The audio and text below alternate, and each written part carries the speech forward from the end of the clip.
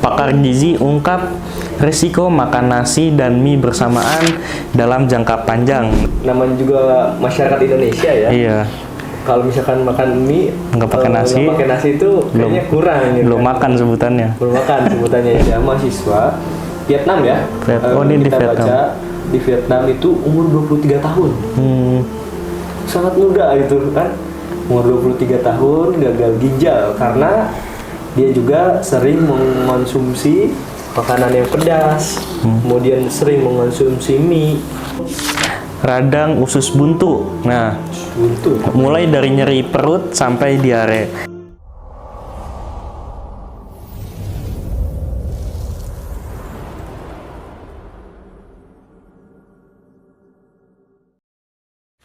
Assalamualaikum warahmatullahi wabarakatuh. Kembali lagi bersama kita di dalam podcast Bincang Sehat bersama Pusat Pekan. Oke, berbeda pada episode sebelumnya, kita di sini akan bahas berita terkini ya. Iya. Berita terkini. Jadi kita akan coba bahas 3 berita yang emang benar-benar lagi hits dan juga emang ramai diperbincangkan. Oke, kita langsung aja. Saya sama Pak Rifki akan coba bahas ya satu persatu mengenai berita yang emang lagi viral. Oke, yang pertama ada berita ini Pak Rifki.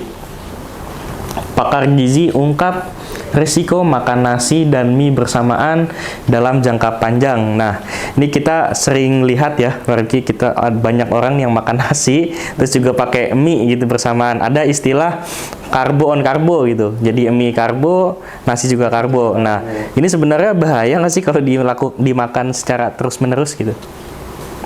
Ya, tentu kita ketahui ya bahwasannya memang di nasi terutama, kemudian juga mie juga terutama itu ada kandungan karbohidrat ya. Ketika ada karbohidrat ada 2, makanya berlebihan. Ini bisa memacu resiko kadar gula bisa tinggi. Nah, di situ bahwasanya ada 2 karbo. Namanya juga masyarakat Indonesia ya. Iya. Kalau misalkan makan mie nggak pakai nasi itu kayaknya kurang gitu. Belum makan sebutannya. Belum makan sebutannya ya. Makanya di sini Ibu sekalian, teman-teman di sana jangan sampai juga kita mengaplikasikan bahwasanya tadi ya udah kita belum makan gitu. Makanya ditambah dengan nasi, makan mie gitu kan. Apalagi kalau misalkan dikonsumsi secara terus menerus, ini bisa adanya risiko diabetes. Cukup luar biasa nih. Bahwasannya di dalam karbo itu wah risikonya luar biasa. Bahkan kalau misalkan makan mie berlebihan ya mungkin setiap hari dan sebagainya, ada penyakit-penyakit yang nanti mungkin yang akan bersinggungan dengan berita kedua dan ketiga. Seperti itu ya. Oke, berarti tadi akan ada penyakit-penyakit lainnya ya yang emang benar-benar efek dari makan mie dan juga nasi ya, mie campur nasi. Nah, berarti kalau gitu dampaknya nggak instan ya, tapi jangka panjang gitu. Iya, jangka panjang. Yang kedua juga asupan kalorinya kan terlalu berlebihan ya. Itu bisa memacu obesitas, berat badan dan sebagainya ya. Nah, itu kan dan sering tidak kita bisa sadari juga pola makan seperti ini bisa kepada ginjal juga. Oke, nanti akan berpengaruh ya. Jadi sebenarnya cuma makan mie dan nasi tapi bisa mempengaruhi organ-organ lainnya. Betul. Gitu ya. Apalagi kalau di konsumsinya mungkin setiap hari ya. Setiap hari makan mie ya. Makan mie setiap hari gitu kan. Berbahaya juga gitu kan. Nah, misal kita emang lagi pengen banget nih makan mie pakai nasi ya. Gimana, ada nggak cara aman supaya tetap bisa makan mie pakai nasi gitu? Nggak bisa sebenarnya kan, karbo ya. Mie sama kentang juga nggak bisa. Ada juga yang pakai kentang sama nasi. Gitu, ya. Sama aja itu karbo. Bahwasanya itu bisa memberatkan juga gitu kan di sini. Ada mungkin tips sehat dari saya, mungkin bisa jadi pengganti ya, makan mie sama nasi mungkin bisa digantilah dengan makanan yang real food ya, makan 4 sehat 5 sempurna, banyakin sayur, kemudian buah, kemudian juga minum air putih yang cukup dan sebagainya gitu kan. Itu juga untuk menjadikan kita sehat seperti itu. Oke, itu berita pertama ya. Tadi ada risiko makan nasi dan juga mie yang bersamaan. Nah, ini ada lagi berita Parki untuk yang kedua. Yang kedua, bahwasanya tadi kan di yang pertama itu risiko makan nasi dan mie. Sehingga adanya tadi karbohidrat yang tinggi yang meningkatkan beban ginjal dan bisa jadi gagal ginjal. Salah satunya ada mahasiswa Vietnam ya. Ini kita di Vietnam. baca di Vietnam itu umur 23 tahun. Sangat muda gitu kan. Umur 23 tahun gagal ginjal karena dia juga sering mengonsumsi makanan yang pedas, kemudian sering mengonsumsi mie dan lain sebagainya hingga stadium 4. Saya lihat tadi beritanya.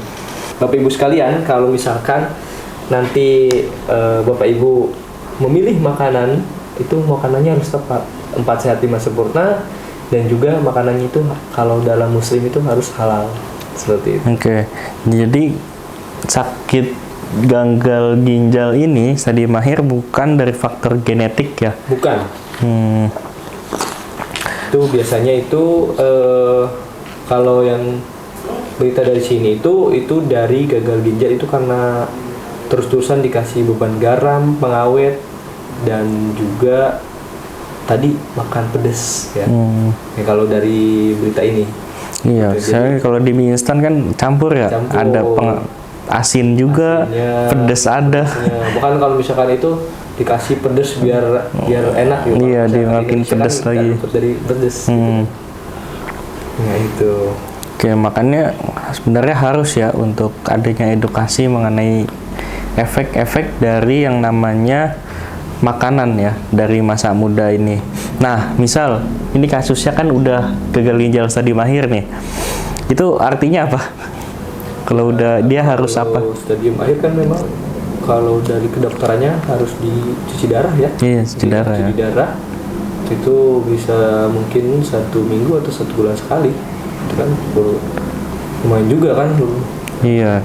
Nah, buat kalian bapak-bapak, ibu-ibu, teman-teman ya yang seusia 23 tahun, nah jangan makan sembarangan ya. Iya. Jangan sampai ya karena kita pengen nikmat yang sesaat, makan yang enak, tapi hari gitu makan mie. Gitu. Karena kita mengakui juga ya makan mie itu enak, tapi kan nggak sehat ya gitu. Oke, menurut Pak Rifki ada nggak nih pesan buat anak muda supaya kejadian seperti ini nggak terulang di sekitar kita, khususnya di Indonesia gitu?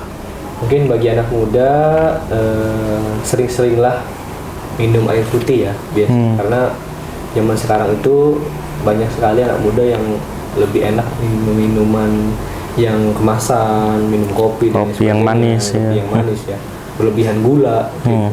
Terus juga makan pedas itu nggak boleh. Mungkin boleh sesekali, tapi mungkin jangan terlalu banyak dan berlebihan. Yang ketiga itu rajin-rajin berolahraga ya. Sehari mungkin ya minimalnya sehari itu 30 menit lah untuk stretching dan lain sebagainya. Gitu. Oke, nah ini buat anak muda ya. Tapi ada nggak sih Pak, misal pencegahan selain itu, kayak kita ada pengobatan alternatif ataupun kita harus cek kesehatan, itu ada nggak sih untuk pencegahannya? Ya, di pusat bekam. Oh, di pusat bekam, betul. Kan? Nah, di pusat bekam sendiri memang kita sebagai anak muda juga bisa berobat ya di pusat bekam. Bisa juga treatment. Di sana ada yang namanya bekam. Kemudian juga ada refleksi. Nah, bekam sendiri memang itu mengeluarkan toksin-toksin dari darah. Seperti itu. Kemudian juga ada refleksi tenang jiwa di kita. Ada juga itu untuk pemijatan-pemijatan. Salah satunya ada titik-titik di mana titik-titik tertentu itu untuk pengobatan untuk pencegahan gagal ginjal. Ada yang mungkin ada stadium awal, itu kita bisa untuk coba berbekam di pusat bekam, sehingga sistem imun ginjalnya, sehingga ginjalnya lebih sehat lagi. Gitu. Oke, berarti kalau misal ada keluhan-keluhan yang masih biasanya kalau ginjal kan kayak pegel gitu kan, terus ada bagian-bagian sakit ya di bagian perut bagian bawah gitu. Itu bisa banget tuh diobati dulu ya dengan bekam dan juga refleksi. Betul. Jangan sampai Nanti langsung stadium 4. stadium 4 ya. Itu udah harus cuci darah ya. Kalau cuci darah ya mau nggak mau kita banyak mengorbankan waktu ya. Betul. Dari cuci darah, mengorbankan orang yang menjaga kita gitu kan. Jadi dan juga kita nggak bisa pulih atau sehat kayak awalnya gitu. Betul. Oke, nah itu seru banget pembahasan mengenai penyakit gagal ginjal stadium akhir ya. Nah, coba kita buka nih. Ada juga Pak satu lagi nih, ada topik yang ketiga. Nah, ini juga nggak kalah penting, yaitu radang usus buntu. Nah, Buntu. mulai dari nyeri perut sampai diare. Nah, ada yang bilang orang kalau gejala radang usus buntu itu kayak mules-mules biasa aja, itu kayak sakit perut biasa. Tapi ternyata ini bahaya banget nih kalau telat ditanganinya. Nah, bisa dijelaskan nggak Pak Rifki gejala-gejalanya kalau ada gejala radang usus buntu? Kalau saya baca dari sini itu memang gejalanya itu nyeri perut di kanan bawah, mulai usus buntu ya. Kemudian juga sekitar pusar, lalu pindah ke kanan bawah. Nah, disertai mual, kemudian muntah, kadang juga demam. Demam, oke. Itu ya. Terutama bagi yang badannya kecil ya, itu kalau misalkan mengonsumsi gorengan berlebihan ya, mungkin terusnya itu bisa usus buntu nih. Nah, karena ususnya ya. itu nggak nampung untuk penyaringan ya. Iya, seperti itu. Bahaya juga nih untuk kita yang mungkin badannya kecil ya.